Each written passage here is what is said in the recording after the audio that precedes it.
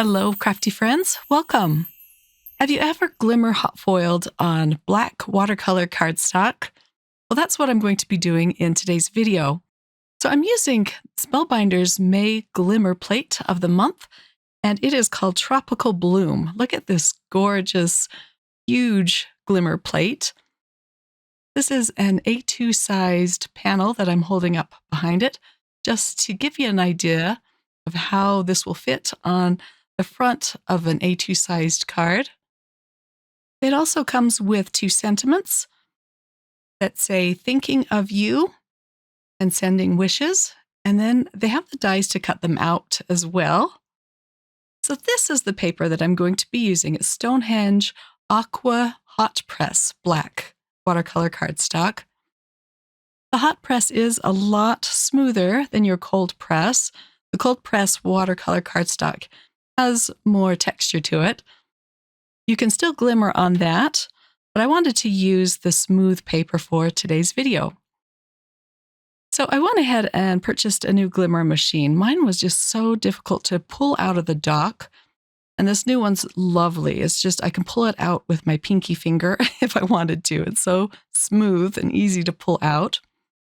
I'm using some magenta pink foil. I put my watercolor cardstock on top and then the plates. I pressed the timer button, and then I added another 60 seconds to it, just because it is a little more texture than your really smooth cardstock. That extra minute does a lot. Let me show you how this turned out. So it did overfoil just a little bit, but that is okay because you can take care of that with a white eraser. Let's peel off this magenta foil. And look how gorgeous that is on the black watercolor cardstock. I used a really large piece of watercolor cardstock just because I didn't know how I wanted to cut it down to fit on my A2 sized card. So let's go ahead and foil up both of the sentiments next. I'm going to foil them on watercolor cardstock again and the magenta pink again. I'll trim down this foil, making sure that the pretty side of the foil is on top of the pretty side of the plates. I'll trim down this paper a little bit as well, but I wanted to put enough space between the sentiments so that I could use the coordinating dies to cut them out. I'll put the plates on top and press the timer button. And I'll skip ahead here, but again, I'm going to add another minute to the timer. I use my phone to do this. I took this off camera and ran it through my Platinum 6 machine. Now I can peel off the foil and show you how this turned out. So again, a little bit of overfoiling, but I'm going to take care of that right now with a white eraser. I'm pressing down very gently with my white eraser. This black watercolor cardstock is very soft, and I don't want to damage the paper or my foiling, but the overfoiling comes off very easily. Now I can tape on the coordinating dies and cut these out. I'm going to use some low-tack tape, but even with the low-tack tape, this black watercolor cardstock will peel up on the tape, as you can see there. So I'm careful not to put the tape over my foiling. I'm going to store my sentiments for now in one of my little sorting trays. I use my trays a lot for my die cuts, as well as my dies and little things that are easy to lose on your desk when you're working. I'm going to use some metallic watercolors to paint in this gorgeous flower. I bought these off of Etsy a while ago, but they're just pretty sparkly colors, and I'm not going to cover each and every petal completely. I'm just going in the nooks and crannies. This will add some shading to the flower. It's kind of hard to capture on camera. The paper is so dark and you have to capture the foil just right or it's hard to see. but I will show you a close-up in just a minute. This is really easy and fast painting.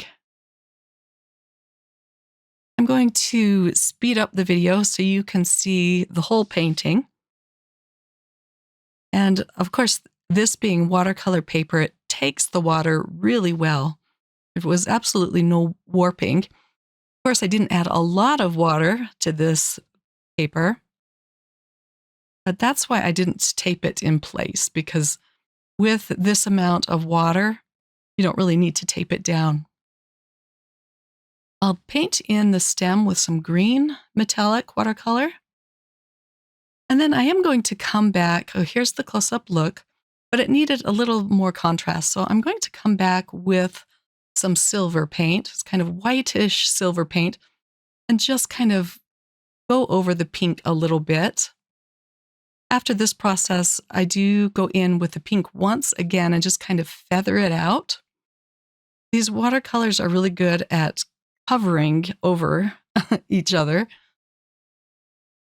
So I did need to come back in with the pink paint. And again, I'm going to speed this up for the sake of time. There are a lot of different metallic watercolors out on the market, and I'm going to list this set as well as a few of my other favorites. I purchased a set from Arteza a long time ago, and I really love those. But I'll have some options for you in the description box below. The glimmer on that flower is so pretty. I just love how this turned out. So I'm going to make a square card with this. I'm using a square die and a very soft pencil. I'm not pressing down very hard with the pencil. I'm just going to draw a square around my flower. I'm going to fussy cut the petals that hang out past the square. But I just want to get some straight lines here. Then you can cut this out with your paper trimmer or with a pair of scissors. But again, I'm going to be careful not to cut off those petals that are sticking out. And now I can put this card together. This card is a 4 1/4 inch square. However, it's a little bit larger because of the stem and the petals that are sticking out. I'll use more tape runner to adhere my watercolor piece onto a piece of fruit punch ink cardstock.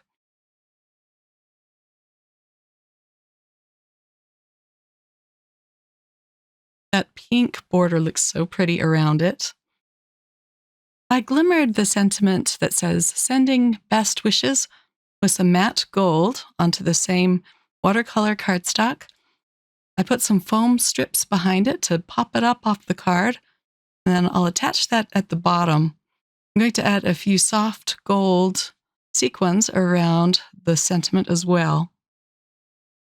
These sequins are from my stash. I'm not exactly sure where they're from. I think I got them from Simon Says Stamp a long time ago, but they're the closest thing I could find to match the gold of the sentiment.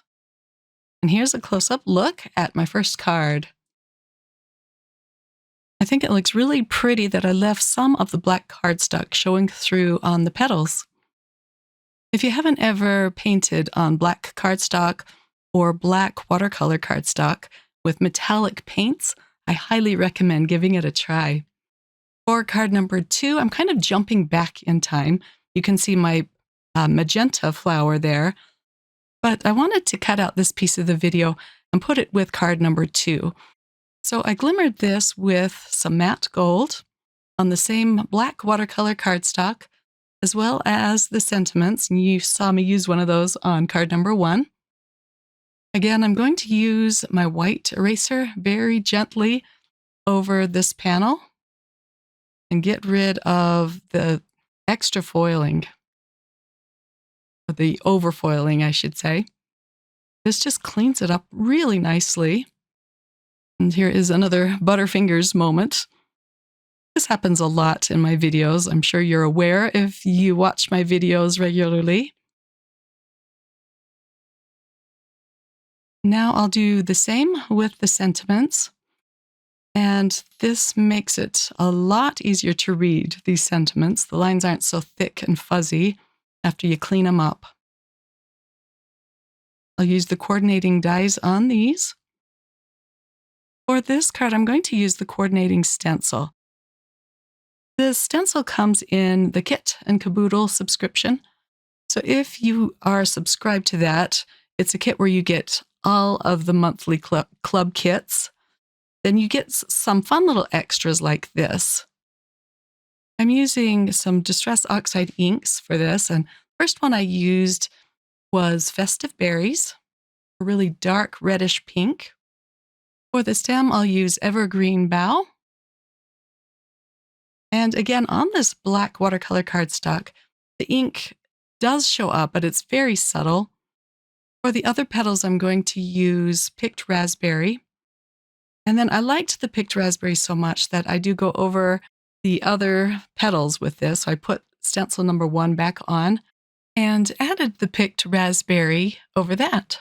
I'm not taking the ink all the way to the edges of the petals. I want, again, some of the black of the cardstock to show through. Isn't that beautiful?